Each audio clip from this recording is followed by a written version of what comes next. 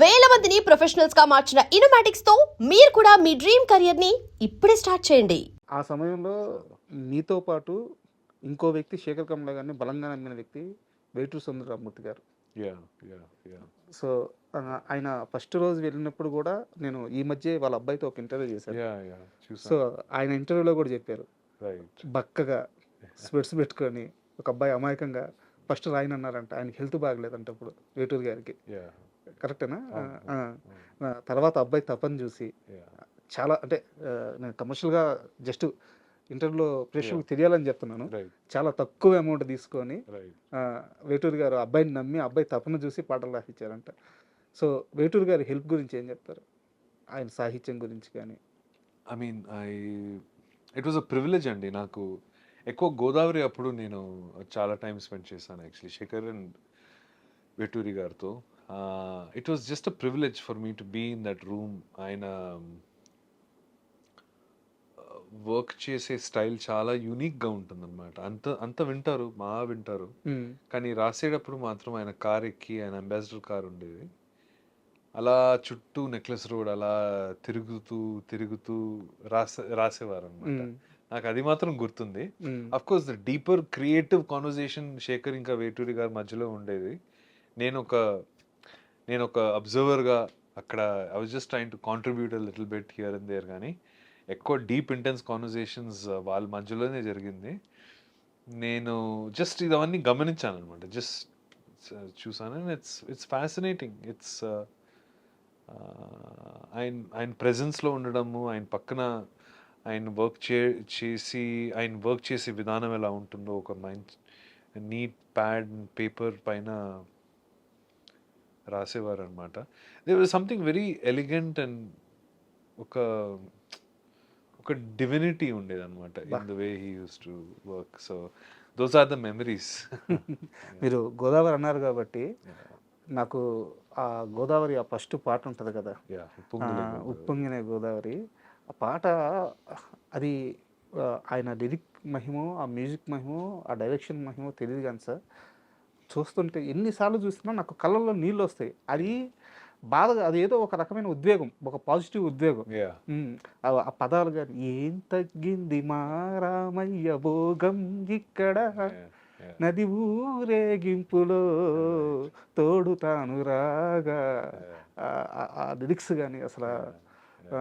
So ఆ గోదావరికి సంబంధించిన మీకు ఎక్స్పీరియన్స్లు ఏమన్నా ఉంటే, సినిమా ఎక్స్పీరియన్స్ కానీ లేదా?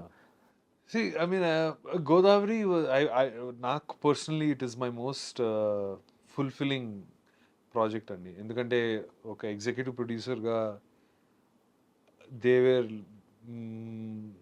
Mind numbing logistics. ఒక 3 బోట్లు కట్టేసి గోదావరి రాజమండ్రి టౌన్ నుంచి పుష్కర్ ఘాట్ నుంచి పాపికొండల వరకు మళ్ళీ బ్యాక్ రిటర్న్, అది 100 days మనం ఆ ప్రయాణం ఏది ఉందో గోదావరి పైన, it is the most challenging thing I have faced, like logistically. Correct. Logistically technically. అంటే ఒక 100 మందిని 3 పడవల్లో అలా పెట్టుకొని, కెమెరాలు, జనరేటర్ కోసం ఒక స్పెషల్ పంటు, అవన్నీ కట్టి, ఎవరికి ఏ గాయాలు లేకుండా, ఎవరు నీళ్ళలో పడకుండా ఆ 100 రోజులు మనం ఎలా షూట్ చేసామో, every day was a challenge అండి. రోజు ఐ మీన్ దాని గురించి నేను అంటే it really developed me into a finer film maker.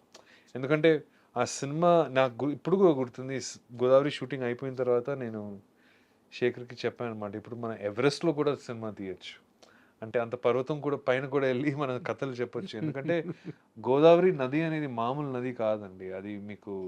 అది ఎంత డివైనో అంతే రాత్రిలో యూనో భయంకరంగా అనిపిస్తుంది. అంటే you don't, it's like a big black nothingness that you can see, and it's very powerful. It's very very powerful. అంటే దానికి కొన్ని టైడ్స్ కానీ, పుల్ ఆఫ్ ద రివర్ అంటారు కదా, we just have to worship it. అంటే దాన్ని నాకు అది నిజంగా ఒక గాడ్ అండి. ఆ రివరే ఇస్ లైక్ అ గాడ్. ఎందుకంటే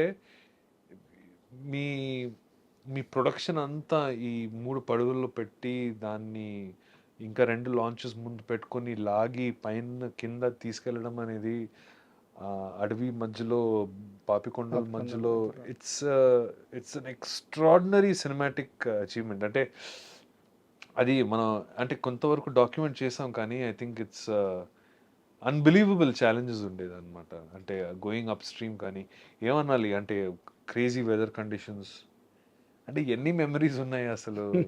I can't even begin to break it down. నాకు ఇప్పుడు కూడా గుర్తుంది, మనం ఏదో ఒక ఇసుక దెబ్బ దగ్గర రాత్రి ఇంకా full night morning sunrise వరకు షూట్ చేయాలన్నమాట ఒక టైం ల్యాబ్ సీక్వెన్స్లో. మొత్తం యూనిట్ మొత్తం 100 మంది, మోర్ దాన్ 150 పీపుల్ ఈ 3 పడవల నుంచి కింద దిగి ఆ రోజు రాత్రి మనం అందరూ ఇసుక దెబ్బ మీద అలా కూర్చొని ఉన్నాం అనమాట. కలిసి భోజనం చేసాము, కలిసి అందరూ అలాగే పడుకున్నారు. మళ్ళీ పొద్దున్న లేచి బిఫోర్ సన్ రైజ్ లేచి షార్ట్ తీసాము. అంటే ఇది ఒక ట్రావెలింగ్ యూనిట్. ఇప్పుడు ట్రావెలింగ్ సర్కస్ ఎలా ఉంటుందో అందరూ కలిసి వెళ్తారు కదా, సర్కస్ టెంట్ అంతా కట్టేసుకొని.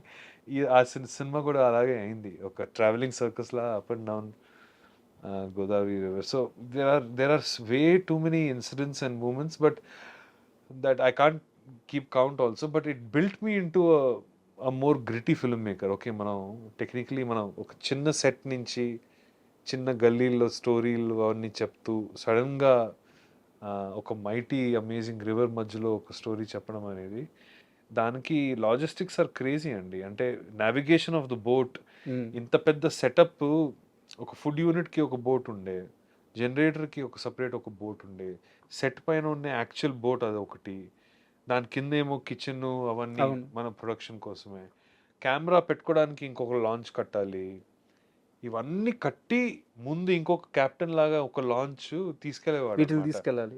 ఇట్స్ నైట్ మేర్ నేను చెప్పాను అసలు. But it is we made that film. I consider it as like one of the greatest accomplishments of my career. Super, Yeah. sir.